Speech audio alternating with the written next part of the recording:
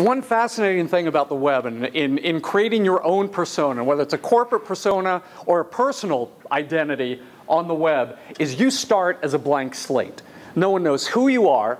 When Mike first started doing the social media and started Twittering, no one who read his initial tweets thought he was a 250-pound tub of goo. No one knew. He was simply the czar. He got to create that image, the persona that he has now, just out of whole cloth. He created what he wanted. And you get to do exactly the same thing. And when you first start with any of the social media tools, they present you with a blank slate. And I'm using Twitter as an example because a lot of people in here have heard about Twitter, and as soon as Oprah started using Twitter a couple weeks ago, it became hugely popular. And Twitter gives you a blank slate. You get to create your name, and the name is an important element. And is it going to be your name? And odds are, if you have a common name, if you're Bob Jones, that name is gone. So you've got to come up with a name that says something about you or something about your business. Mike's lucky he was the tech czar, and that's his tag, and that's his label. He's the only tech czar I know, so he is simply the czar. Now, I'm online as John Heaney. Unfortunately, there was no other John Heaney who jumped on and grabbed that before me. But for a lot of people that we deal with, their name's gone. So you've got to come up, is it your first initial last name? Is it your company name and your first name? You come up with something. The important thing is that you use that tag, that label, across all the platforms. You can't be a different person on Facebook, on Twitter, on LinkedIn, on MySpace, because no one will know who you are. And so there's two components. There's the verbal, the written element, which is your name and your tag and your description. And then there's the visual element. And the visuals part, when you come on to Twitter, you get this blank page, a blue background, and this icon that's a little O, an underscore, and a capital O. And you've got to create your own image, your own identity, because as soon as I receive a tweet from someone whose icon is this, I know they're not serious. I don't pay attention to them. I unfollow them. They're not serious about being in this medium. Now, this is what the czar's page looks like. Now, some of you might understand why I'm helping him redo his brand identity. There are some elements here I like, and there's a couple elements that I think aren't consistent with the image of a czar. One thing we've done is incorporate color. And look, his logo, which he had designed a couple of years ago, incorporates green and a brilliant yellow. And so we incorporated his colors. And this is something I think a lot of you need to do as well. Look at what is your personal palette going to be? What colors are you going to use consistently, repeatedly? And it's not just like my color happens to be orange. And you know what? I have the hex code of my color is FF6600.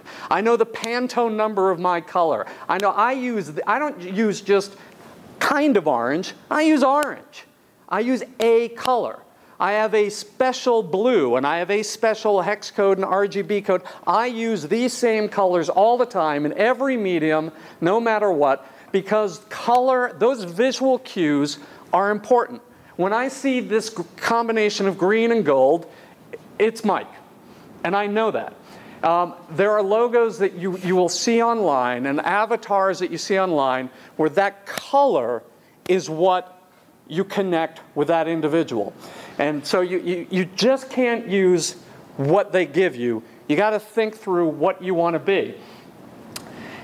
Hey, John, can you go back to that real quick? I want to make a point. We talked earlier about linking everything. If you notice in that left-hand column, yeah, all my other social media. Tough to read, but his blogs, his email, his LinkedIn, his Facebook, everything is connected.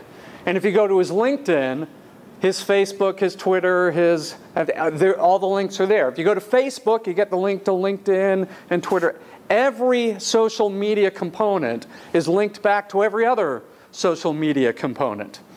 So nothing lives as an island. Now, you will see on Twitter, and you will see in a variety of other social media platforms, some people's avatars are simply their corporate logo. I doubt there's anyone in here who is big enough and grand enough that the corporate logo is going to be the sole look. And as Matt said at lunch today, that's a tough one to work with because Home Depot's got to have hundreds, perhaps thousands of employees that they would want to be on Twitter. They can't all share this. So to have that as the company avatar really doesn't work that well. Now the other option that you see a lot is simply a face shot. And again, this is one of the things, if you're trying to create simply a social brand, you and your friends, I can see where you might just want to go with a face shot. However, if you're using this as a component of business, I don't think this is really effective. And the reason is, the more you're on these social media platforms, and especially Twitter, I've got a couple thousand people following me, and I'm following a couple thousand. That stream of tweets is just rolling all day. Faces just blend. Colors, if I see the Texars logo, Rock My Souls has a great avatar. When I see that color and that identity pop, I notice. A face it's another face, and it's very difficult to brand a face. Now here's something else you got to be careful of. If you use your personal identity, tighten it up. It's not just your face from here, it's your face here. Because this is what happens to a photo at 40 pixels. I have and this happens to be a local person, and I can't recall who she is, but it's a horrible avatar. I have absolutely no idea what she looks like, Now there's a reason that a lot of people either, also integrate facial shots. It's when you actually come to meetings like this, people say, aha, I know who you are. I've seen you. I've seen you for months, and now I see from the neck down. That's fascinating. Now, a lot of people also have personal avatars. And look, Mike's, we don't use the whole Texar logo because we used it at first and it didn't work. It was too small. It got lost. And look, he's known as the Czar. Cutting that logo in half, using the color, and he's just the Czar. That works. Paul with the yoga shoe company, the Chinese symbol for foot, and it's a teal blue. It's a very specific blue, and that works. And it's a very identifiable. And Rohit, and it's an Indian last name. He's actually a pretty famous author and blogger. Has this cartoonish avatar. I'm not a real big fan of it, but it works for him. It's readily identifiable, and that's what you want. What I think works the best is a hybrid. If you're on the social media platforms for business, I think the hybrid works great. You get a sense of who the person is, and if you meet them, and look, there have been meetings in Cleveland called tweet-ups, where you just, hey, everyone in Cleveland do Twitters. We're going to meet at this bar this night at 7 o'clock. And 80, 90 people will show up. And I'll know who Chad Engel is because I've seen half his face. I can kind of put together the other half of that face. But if it's just an avatar, I don't know who I'm looking at. And there have been a number of people here just at the conference today where I've seen their face for months on Twitter. And so now I can go up and say, I've been following your stuff. I love what you write. And there's a connection. And my company is Orange Envelopes. I use that. And the brilliant orange color, a white background, that contrast stands out. And if you have more than one person in your company blogging. I hate to interrupt. Go back. You want to go back one? Yeah. Just go back one. That Ford logo, again, it's a gentleman, but what's the interesting attribute on that logo? Because we talked about it earlier. Well, tough to see, and this is Scott Monty, who's a very famous kind of social media guy. His eyes are the same, are Ford blue. So the only color in his icon, the eyes are the same color as the official Ford blue. And that works really well, especially if like here, they've taken a company who has their own Twitter presence, and everyone who Twitters with them gets a sepia-toned photo, but Fuel Labs is on the side. So now it's not necessarily, it's a combination of a personal brand and a corporate brand. And I think if you're going to be active in social media as a part of your business, that this hybrid is a really effective way to create a personal and a brand identity online. And if you can't do it yourself, work with a designer.